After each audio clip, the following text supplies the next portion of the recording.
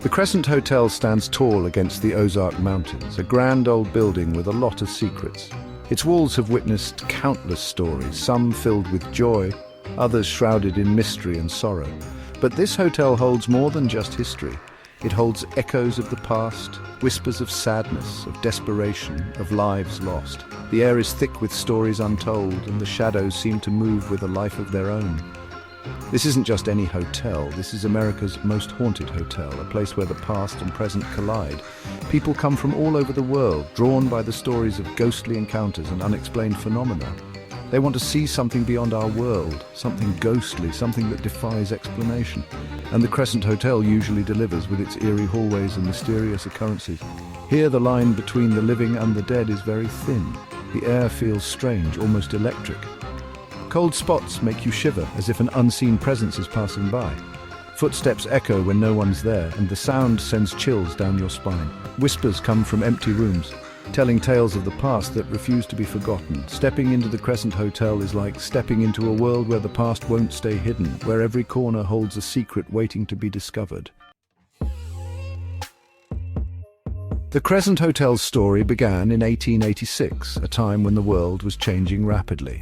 Eureka Springs, Arkansas was a booming town, and its natural springs drew visitors who wanted to feel better. People came from far and wide, seeking the healing powers of the springs, hoping to cure their ailments and rejuvenate their spirits. The Crescent Hotel, a fancy resort, was built for them. It stood as a beacon of luxury and comfort, promising an unparalleled experience to its guests. It was a time of luxury where the wealthy could indulge in the finest things life had to offer. The hotel was a symbol of opulence, with its grand architecture and lavish interiors. Rich tourists came to the hotel, drawn by its beautiful rooms and amazing views. They were captivated by the stunning scenery and the promise of a luxurious stay. They danced in the ballroom, had drinks outside, and walked the pretty grounds. The Crescent Hotel was a place where memories were made and every moment was filled with joy and elegance. The Crescent Hotel was the jewel of the Ozarks, a symbol of wealth and style. It represented the height of sophistication and was the pride of Eureka Springs. But like all good times, this era ended. The once bustling hotel began to see fewer guests. The Great Depression that followed brought hard times, and the Crescent Hotel was not immune to the economic downturn. Fewer tourists came, and the once popular Crescent Hotel started to fall apart. The grand halls that once echoed with laughter and music now stood silent and empty. No one knew that a much darker time was coming. The decline of the Crescent Hotel was just the beginning of a series of unfortunate events that would cast a long shadow over its storied history. In 1937, a man named Norman Baker came to the Crescent Hotel. He was a flamboyant figure, known for his charisma and persuasive speech. He called himself a doctor and had a way with words, convincing many of his supposed medical expertise, but he had a dark secret. Despite his confident demeanor, Baker had no medical training. Baker said he could cure cancer, a claim that brought hope to many desperate people. He bought the struggling hotel and turned it into the Baker Hospital, a place he promised would be a sanctuary for the sick. Selling his fake treatments to people who were desperate, he preyed on their hopes and fears.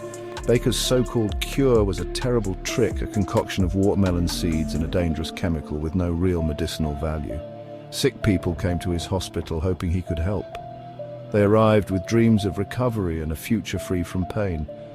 But instead of getting better, they suffered and died. The treatments did nothing but prolong their agony. The hotel filled with the smell of sickness and sadness, a stark contrast to its former glory. The once grand hotel became a place of horror, filled with the cries of dying people and the despair of their families. Baker's reign of terror lasted 2 years, leaving a dark mark on the Crescent Hotel. His fraudulent practices and the suffering he caused are still remembered today, casting a long shadow over the hotel's history. The ghosts of Baker's victims are said to still be in the Crescent Hotel, their pain part of the building itself. Guests say they see shadows in the halls and hear voices calling their names. One famous ghost is Michael, a worker who fell to his death while the hotel was being built.